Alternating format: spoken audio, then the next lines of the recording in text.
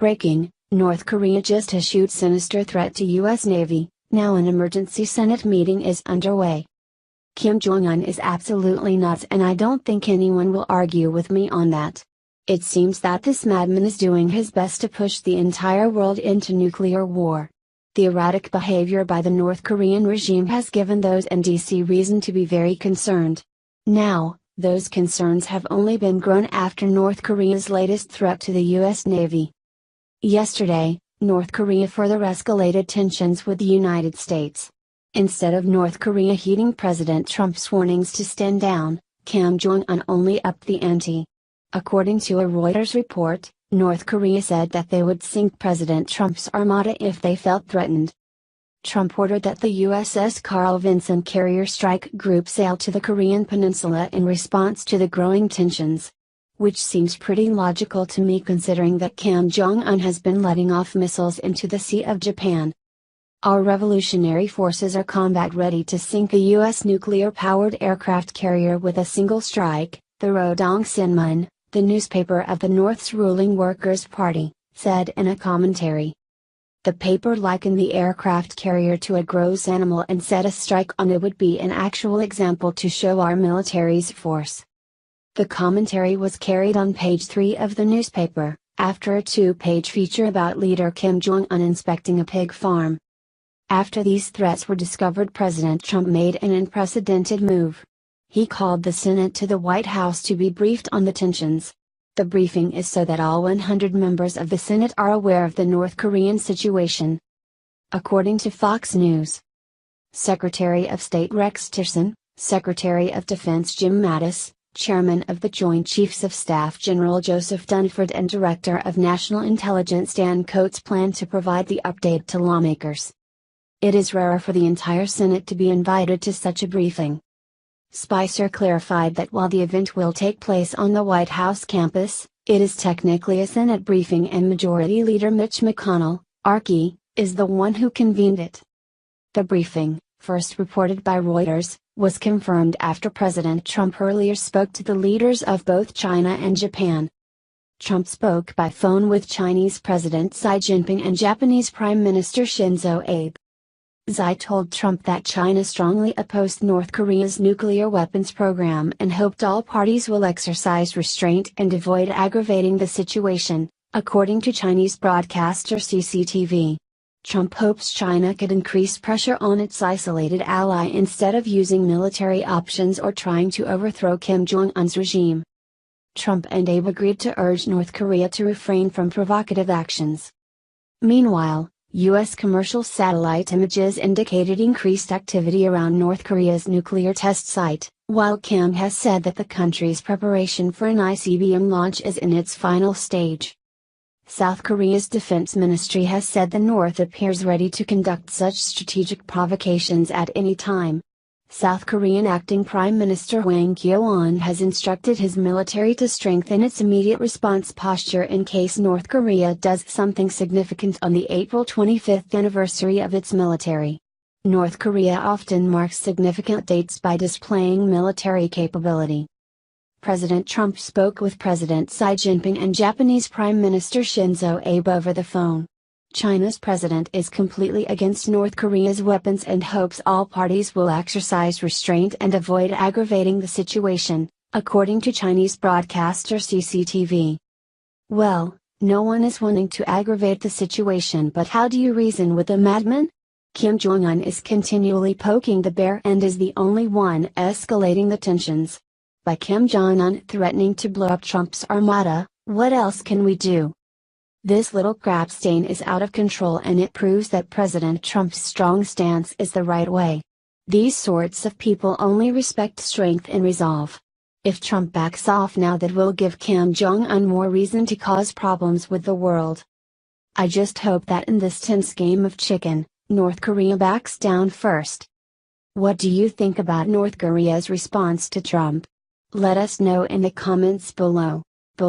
Breaking, Trump just launched another airstrike, here's the top guy he just blew to smithereens. Muslim terrorists around the globe are finding dealing with the Trump presidency increasingly difficult to handle. After pretty much getting away with whatever the hell they wanted under the presidency of Barack Hussein Obama, these inbred morons are learning lately that there's a new sheriff in town who won't hesitate to send them straight home to Allah where they belong. Shortly after bombing the absolute % carried and out of ISIS several weeks ago, Trump is at it again. But this time, he's taken out someone extremely important to the Taliban, and their entire force is in mourning as news hit over the weekend. A Taliban shadow governor by the name of Qari Tayyib had been making quite a lot of trouble in the Kunduz province of Afghanistan in recent years, forcing locals there to live underneath his iron fist. The Taliban's top official was responsible for the deaths of many Americans since 2011, where he used his compound to conduct terrorism operations through the large group of insurgents that he commanded. But despite being the Mac Daddy jihadist in the area, his power would still not be able to save his life when badass American troops came calling. In a report just released, the Pentagon confirms that President Trump's latest airstrike devastated Taliban forces, taking out their commander Qari Tayyib in the process. The strike was part of ongoing efforts to deny Taliban freedom of movement in the area, the release added. The strike reportedly targeted a compound Tayyib owned and used for insurgents in the area. 8 additional Taliban fighters were killed in the strike. Qari Tayyib had been on our military's target for quite some time, but under Obama, Tayyib's death never came. The UK Guardian reveals how these shadow governors act behind the scenes, directing activities of Taliban insurgents in each province, where their power in southern Afghanistan is getting out of control. Thanks to Obama and his treasonous antics of empowering our enemies while doing little to stop the advancement of ISIS and the Taliban, now President Trump is having to clean up this horrendous mess. Thank goodness that we finally have a president who is on America's side, however, and will not stop until these vermin are eradicated off the face of the planet. The UK Guardian has more details on the airstrike. The Pentagon said on Saturday Qari Tayyib, a Taliban shadow governor in Afghanistan who evaded coalition forces for 6 years, has been killed. In a statement, U.S. forces in Afghanistan said Tayyib was killed in a 17th of April airstrike in the Archi district of Kunduz province. The strike was part of ongoing efforts to deny Taliban freedom of movement in the area, the forces said, adding that the attack targeted a compound Tayyib owned and used for insurgents in the area. Tayyib, the military said, had been a target of interest since 2011 and was directly responsible for deaths of U.S. service members in Afghanistan. So-called shadow governors direct Taliban insurgents throughout Afghanistan's 34 provinces. They rule more directly in regions where Kabul lacks control, for instance in southern areas where the Taliban harvests and sells opium. The Taliban announced the deaths of 2 other shadow governors earlier this year, killed in separate strikes. 8 additional Taliban fighters were killed in the 17th of April strike, the Pentagon said, and no other casualties or damage were associated with this strike. On Friday, more than 100 Afghan soldiers were killed by about 10 Taliban militants who disguised themselves as army personnel and infiltrated a base in a northern province. Suicide attackers had hidden bombs in fake casts and medical equipment, according to one official. Others were armed with automatic rifles.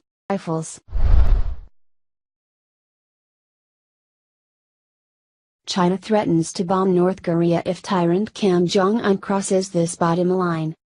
The Chinese military would react with force if Kim Jong-un's nuclear activities adversely affected areas of China bordering the Herman Nation, according to an editorial in a government-owned newspaper. The article in the Communist Party-affiliated Global Times stressed the North's nuclear facilities must not put northeastern regions of China in danger. The editorial said, China has a bottom line that it will protect at all costs, that is, the security and stability of Northeast China. If the bottom line is touched, China will employ all means available including the military means to strike back. By that time, it is not an issue of discussion whether China acquiesces in the U.S. blows, but the Chinese People's Liberation Army, PLA, will launch attacks on North Korean nuclear facilities on its own. The Chinese provinces of Liaoning and Jialing border the tiny nuclear-armed dictatorship. The infamous Punggye-ri nuclear site is located closer to the Chinese border than it is to the North's capital, Pyongyang. It added, if by any chance nuclear leakage or pollution incidents happen, the damage to northeast China's environment will be catastrophic and irreversible. While the editorial is not representative of the views of the Chinese government, it comes amid heightened tensions and war fears on the Korean Peninsula. A U.S. Navy strike group was deployed towards the Korean Peninsula soon after the U.S. bombing of a Syrian airbase, which the North Korean government branded reckless and outrageous. And now, a fleet of U.S. allied Japanese vessels is reportedly heading towards North.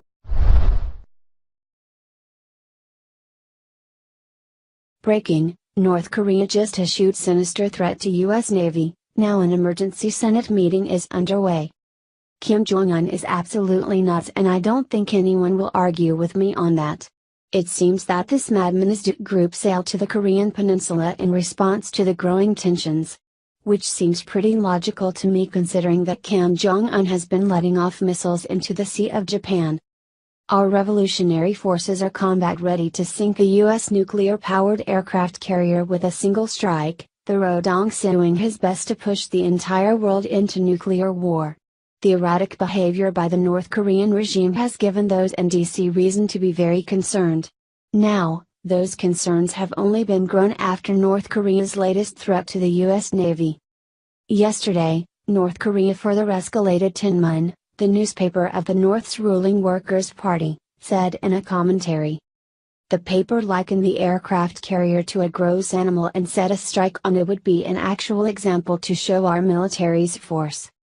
The commentary was carried on page 3 of the newspaper, after a 2-page feature with the United States. Instead of North Korea heeding President Trump's warnings to stand down, Kim Jong-un only upped the ante. According to a Reuters report, North Korea said that they would sink President Trump's armada if they felt threatened. Trump ordered that the USS Carl Vinson carrier strike